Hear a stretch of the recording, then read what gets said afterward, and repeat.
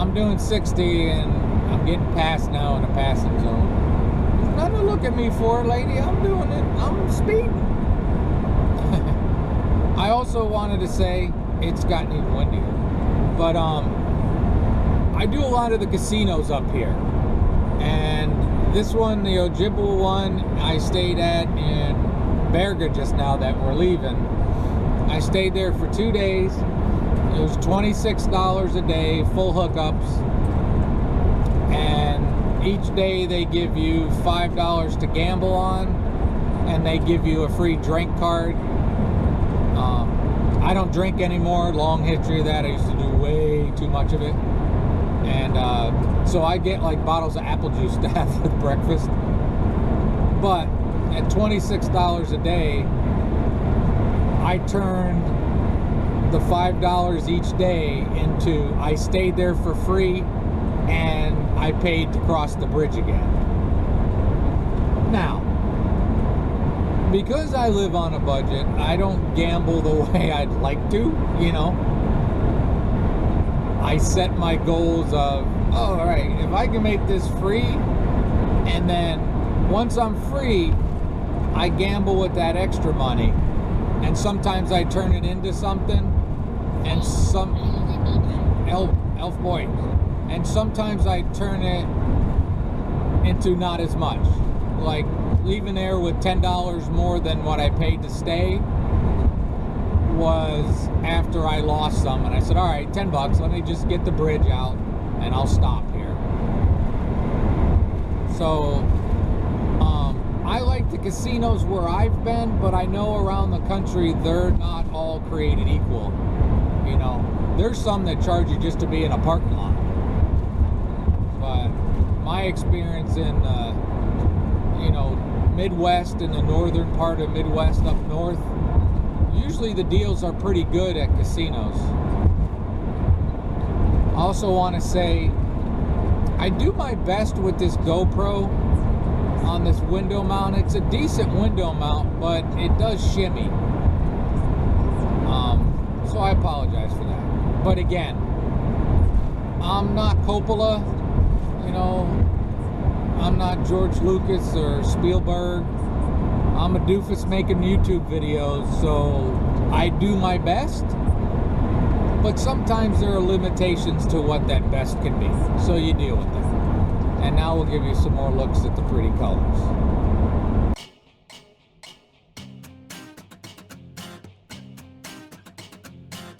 All right, another break. Lake George.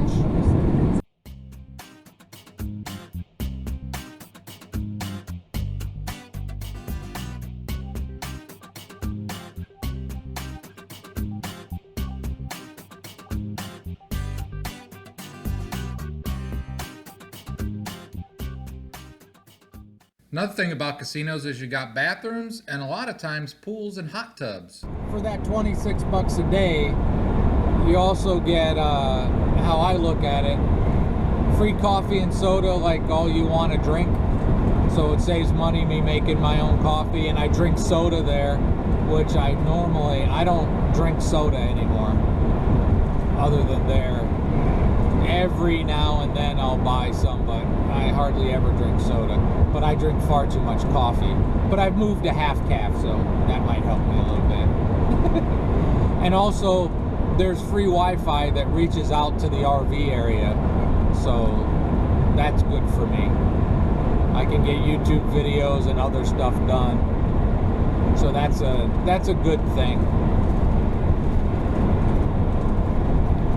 Both the Ojibwa casinos I've been to have good Wi-Fi, and both the Kawaiian casinos I've been to have bad Wi-Fi.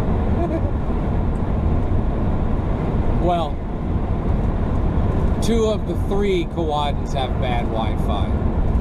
The one in Sault Ste. Marie has good Wi-Fi, but it wasn't reaching out to the RV area when I was there this summer before my round the lake trip. But inside it was a huge, beautiful casino, and there's nice, quiet places to go with very good Wi-Fi. The one in St. Ignace, you can't do anything. Even when you go inside, the Wi-Fi is just terrible. The one at Christmas has Wi-Fi that's not terrible up to the building, but it doesn't reach the parking lot. So there's casino Wi-Fi ramblings. This is Lake Michigami. There's some really nice areas on this. As you can see, if you can see, I think it's over there. Pretty windy day, pretty choppy lake. And he's battling on. When I tell you that he gets 15 miles a gallon, that's when all things are going well. This might end up being closer to like 13 miles a gallon into this wind. But it's still, mileage wise, this is still a pretty good mileage vehicle, RV. This guy's turning. There's pretty colors as we hit bouncies. But we're starting to lose the colors. The wind doesn't help blowing leaves off, and you know, it's getting cold. Winter's here. Right around the edge, it feels cold today.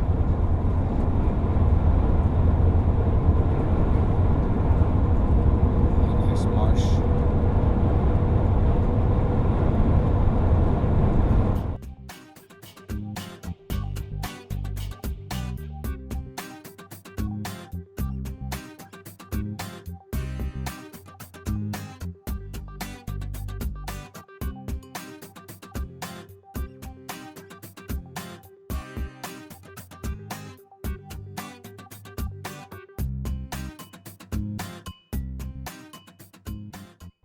Gas here was $2.59, so I got a good deal.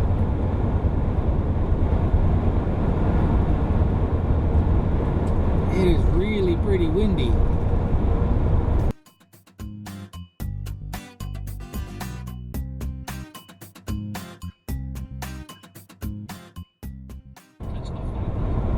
I point this out every time. On your right is Lowry's. They make a very good pasty there as well. I've had it and did a comparison. Pretty close to my favorite G&Ks, which obviously, as I'm closing in on Marquette, I will be picking up some G&Ks to take back. It's the kind of thing where it probably just breaks down to personal preference.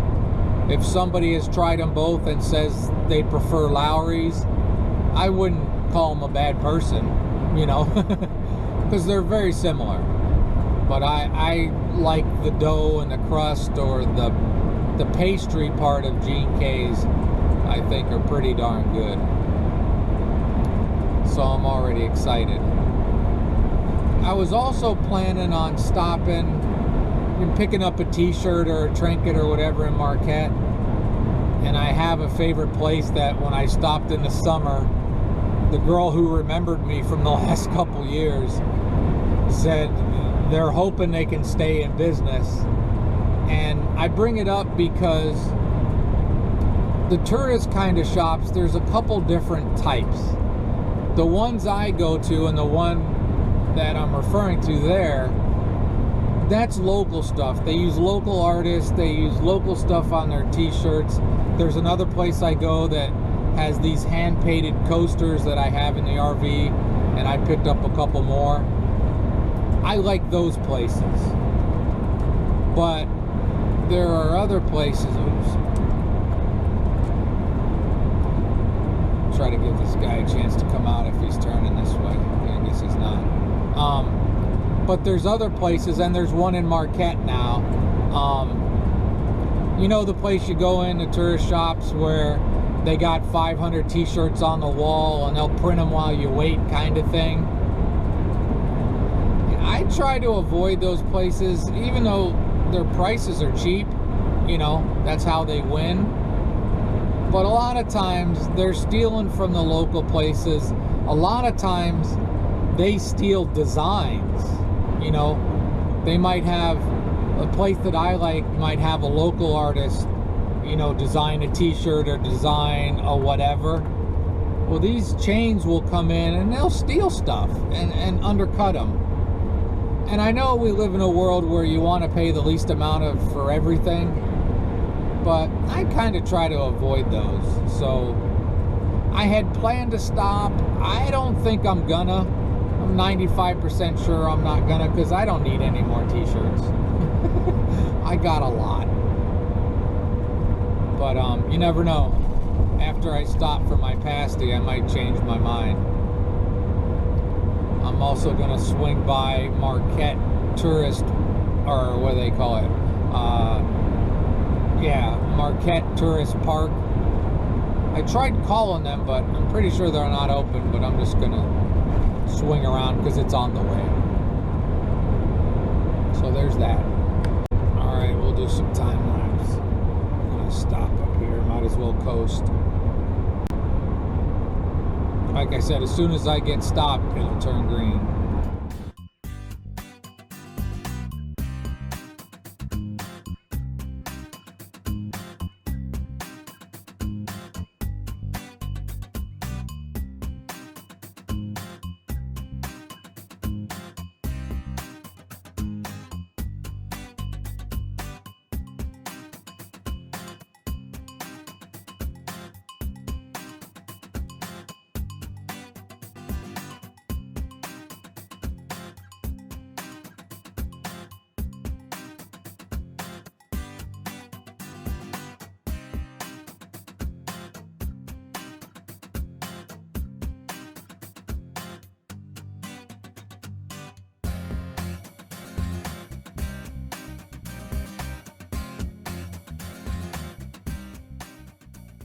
Get this done before winter, which is pretty soon. Which is kinda now. I know. Alright, let me get through this. Okay, that was a long wait. They got a lot of work left to do. Winter is upon them. I'm 99% sure this campground is closed, but like I said, it's on the way, and the colors are pretty. So I'll swing by just so I can tell you, yes, it's closed. Oh, easy, easy, easy to Eduardo.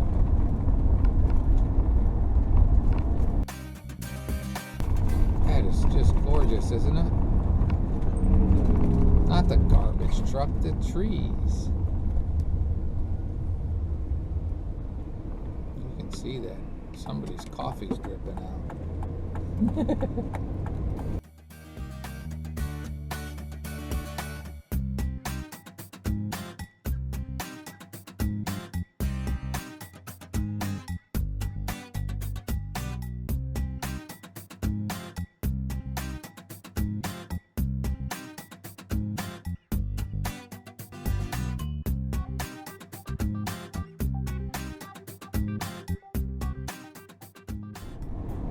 This is the back side of the campground where I told you there can be some noise.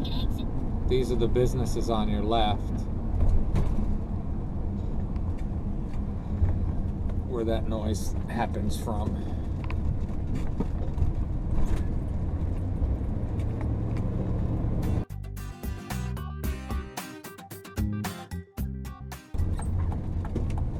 I used the turn signal to try to help people. Did fine.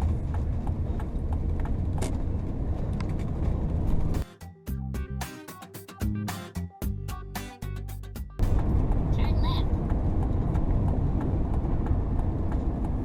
Campground closed, no need to go in. Sure pretty though. Would have been nice just to drive through. I'm sure the day stuff is still open. On to Gene K's. It's about 1:15 on a bleak, dreary, windy, cold day. I'm not going to speed here because I've seen cops parked at the bottom before. The lake looks chilly today. I'm going to turn on Presque Isle Drive to get to G&K's.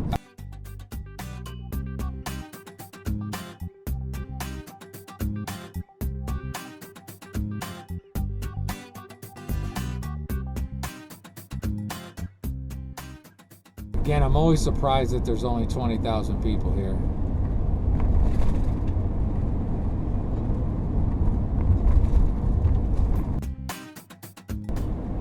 I see the sign. I see the Superior Dome. If I'd have planned this better, it would have been cool to go to a football game in the Superior Dome.